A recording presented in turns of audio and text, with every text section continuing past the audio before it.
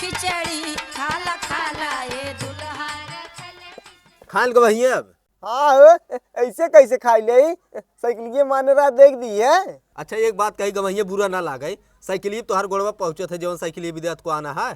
हाँ तो ऐसे क्या हो, हम साइकिलिए कैंची चला ले थे। अच्छा ठीक भाई, एक काम करा, हम अपन आली पुरन की साइकिल ले आवत है, ओकर बाद जब हमारे पैसे कौड़ी हो जाए हम नई की बना तो कह दे देब अपन पुरन की ले आओ। हाँ ठीक बाटे। हाँ तू से खाद जम जाई साइकिल ले आई। हाँ ठीक, खाद जाओ सब जने।